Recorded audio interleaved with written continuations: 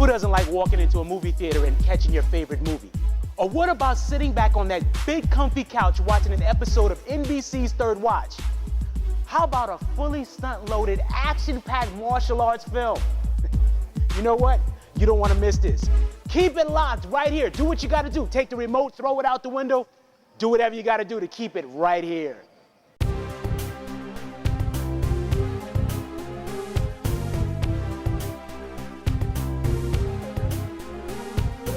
This is a level, the show to level your way of thinking about life eternal. Another message, and you can test it. And set that it's going global. It's just a chance for you to see that there's more than what you see. There's new life abundantly. Yeah, it's the knowledge factory. We had your good friend Cynthia Rothrock here, and we spoke to her on the first episode, our pilot episode, and she's so awesome. Now, you guys have done several films together. How did that team come together? I mean, was this something you guys talked about and said, hey, let's do a film together? Or did you audition and she auditioned and it just happened to be the same film or something like that?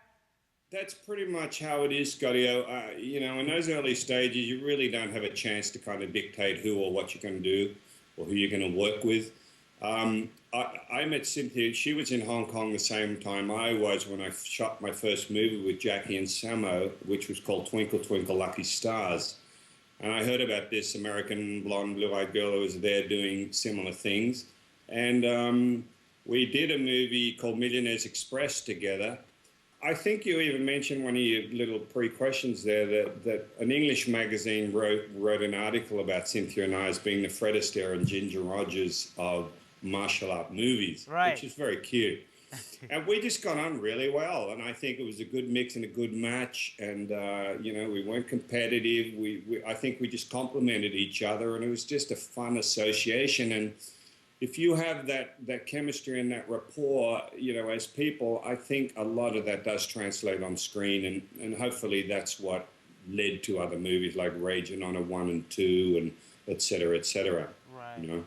Now, are you going to work with Cynthia Rothrock again soon? Do you have plans to do that, or? Yes, hopefully. Look, I know Cynthia mentioned about a Rage and Honor 3.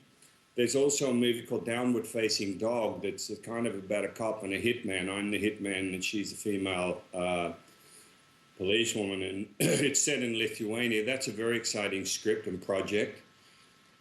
Look, I get a little reticent to talk a lot about what we're going to do because in this industry, one never knows. All I can say is I absolutely hope we do get a chance to get something else up. I think there's still a good fan base out there for a lot of those 80s style movies. I mean, that's kind of what spawned the Expendables. Right. Cynthia and myself, I still train every day, hours a day, and Cynthia's the same. So I think physically we would surprise a lot of people with the fact that we're still ready, willing, and able to sort of put some skills up there on the screen. Right. And finally with better acting skills, because we've all matured and got a lot better, and we're probably emotionally a lot freer at this stage of our lives. Right. So, you know, I think it'd be great. So fingers crossed that it happens. All right. Richard, can I ask you, do you have a faith that you stand strong in?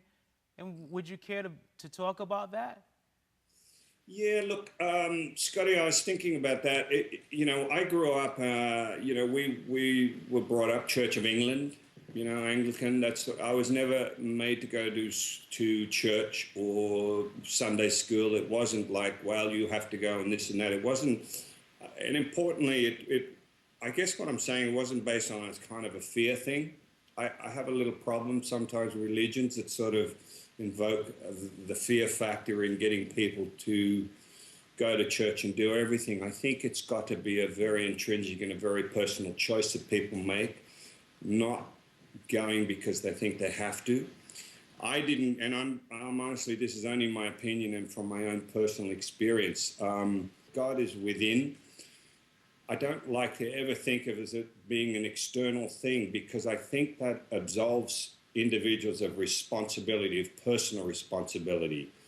It's like, well, I can mess up all week, providing I go to church on Sunday and I confess, then I'm okay to mess up for the rest of the week, and then I'll go back and do the same again. I think you've got to walk the talk, and I think from a spiritual point of view, I believe that God we're one with that one divine essence, you know, with whether you call it God or whatever you want to call it.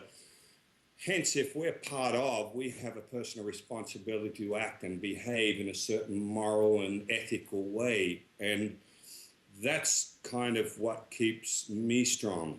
Again, personal responsibility that, you know, if you look at the Ten Commandments, I don't care what religion you espouse, how could it not be a better world if one was to live by those commandments? Thou shalt not steal, thou shalt not covet thy neighbor's wife, thou shalt not kill. I mean, they're fantastic, but it takes the individual to be personally responsible for everything they do in regards to how they interact with their fellow human beings, with others around them, their wife, their children, and everything else.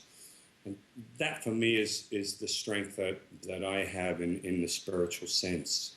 That is so awesome. You know, we've been keeping you so long, and again, we appreciate this, but I know you got to get ready to go, but I do want to ask you, what do you have going on next? What does Richard Norton have going on now? Well, a couple of things. I just finished doing 4 weeks rehearsal for the next Mad Max movie, which is very exciting.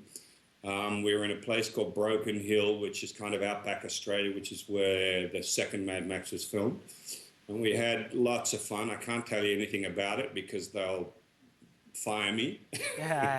We're going to be very secretive about it, but it's so exciting, and the raw quality of Max is there and back, and I can't tell you how thrilled I am to be part of such an iconic franchise as Mad Max, Fury Road it's called. Thank you so much. Can we do this again? Absolutely, anytime.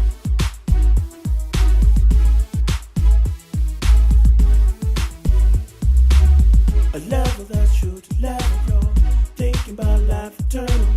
A message and you can test it and accept that it's going global. It's a chance for you to see that there's more than what you see. What are you looking at?